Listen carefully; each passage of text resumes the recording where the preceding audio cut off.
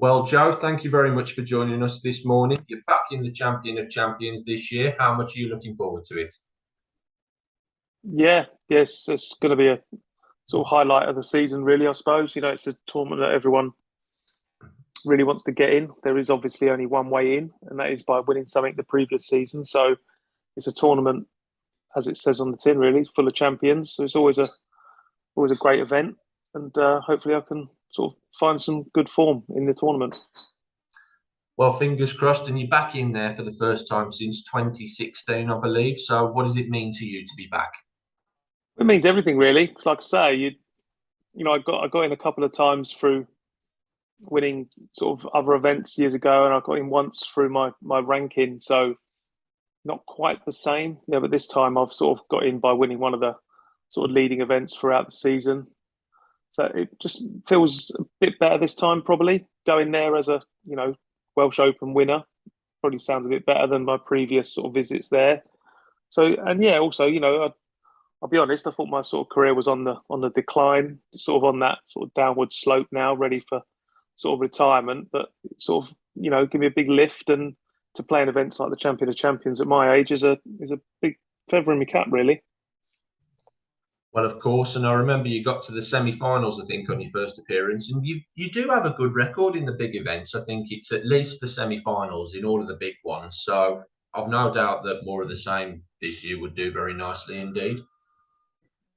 Yeah, yeah. I've sort of have sort of, I've been in obviously a lot of the big ones, played lots of times, and I've lost early on in a lot of them as well. But I've had a few good runs in the majors, and when my game comes together, it's not sort of the players that I fear or anything like that. Sometimes the my sort of form's not there, and my sort of confidence isn't high enough to sort of compete. But when it all comes together, I think I've proved that I've got the game and everything that can compete with the best. But it's a great event. You're gonna have to play really well.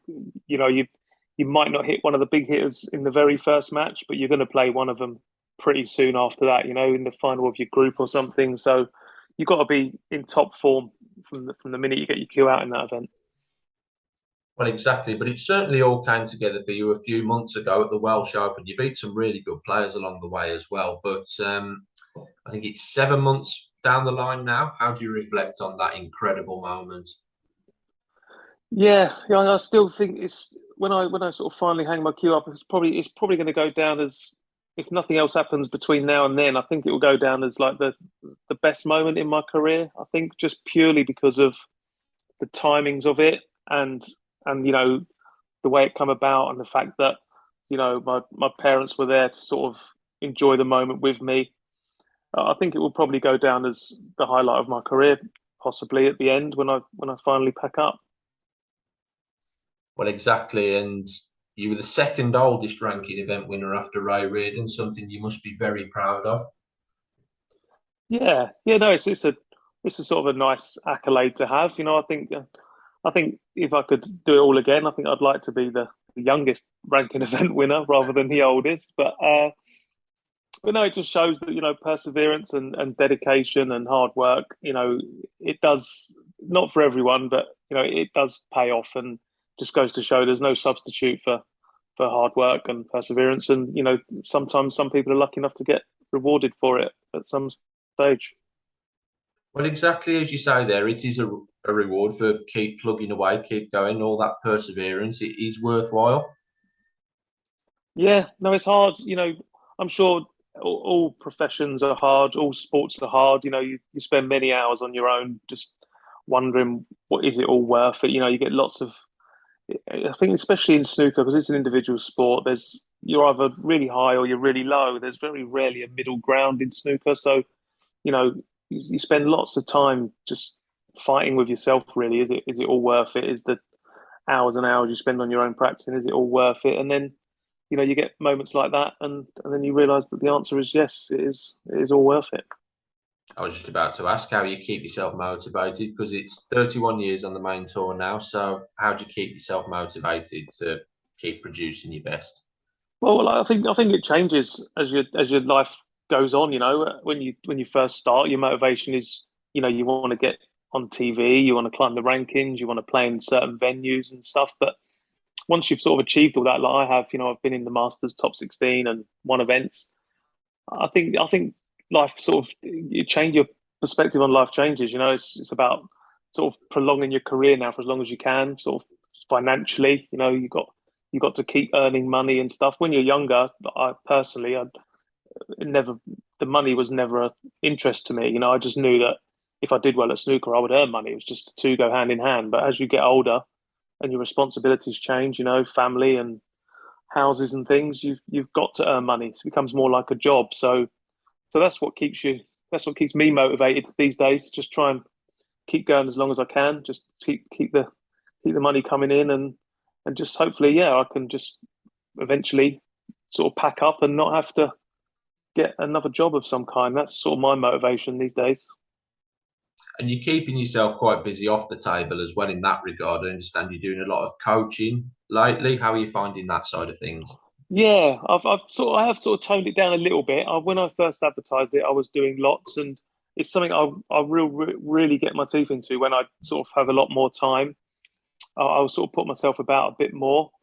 Uh, I've done it really just through COVID. I was just sort of getting really bored, and I couldn't get anyone coached. But it's something I thought about during COVID. Just to fill my gaps up, and the calendar's not as it was without China on the scene. So I was just looking for something to fill my time, and obviously snooker is my passion, and I've always liked to sort of help people if I can. So sort of like just put two and two together really, and I did really enjoy it, and I do enjoy it. I still have quite a few bookings and stuff, but I sort of space them out a bit now so I can give myself more time to practice because I found that in the very beginning I was coaching way more than I was practicing, and obviously where I am in the rankings and stuff, that's not really advisable at the moment. But as things change, I will sort of really get into the coaching a lot more because it's something I do really enjoy.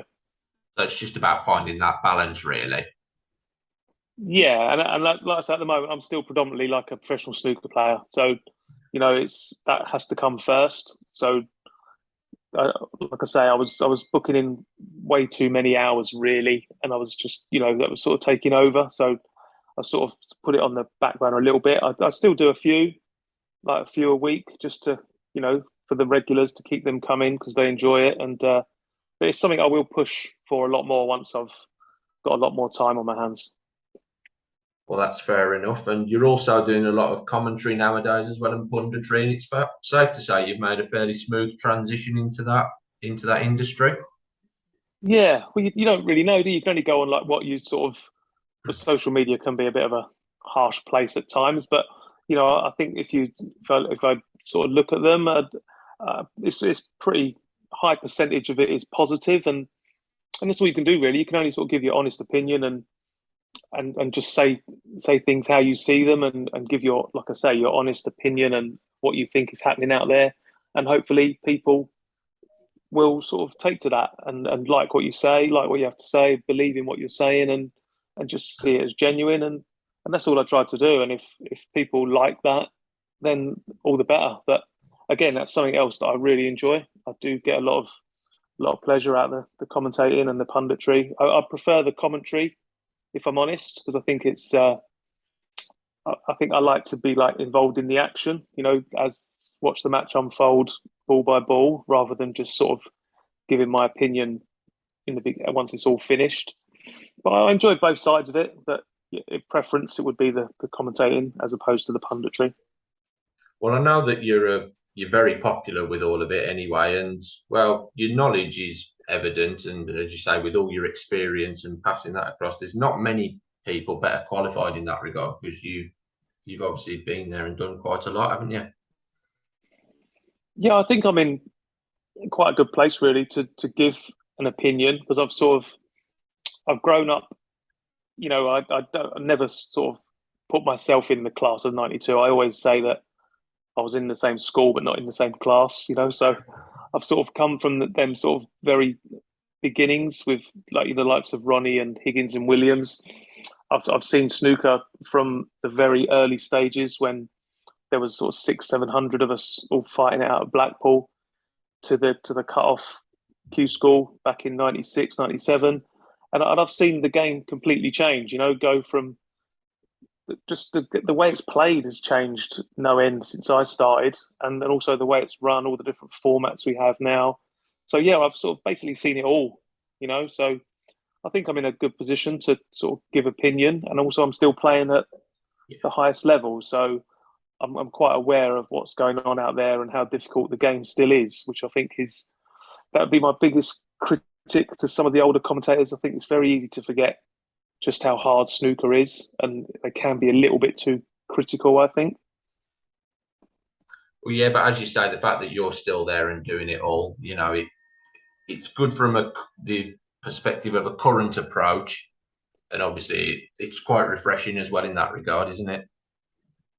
Yeah, I'd like to think so. Yeah, I think I think by still playing on the main tour at pretty much the top level, I think Yeah. it gives you a better perspective of what's going on and what goes through players' minds, and just also, I think it's very easy to criticise. You see a player struggling out there and getting thumped sort of 4-0, 5-1. It's just easy just to be just sort of say they're just not good enough or whatever. But I don't think that's the case. I'm quite aware of what goes on out there, and some days you can just have one of those days, and I think you have to sort of be a bit more sympathetic to just how tough it is. It's okay to sort of give your opinion and criticize the odd bit here and there, but I don't think to sort of like shame some players, which I think does go on sometimes. I think that's just a bit too much.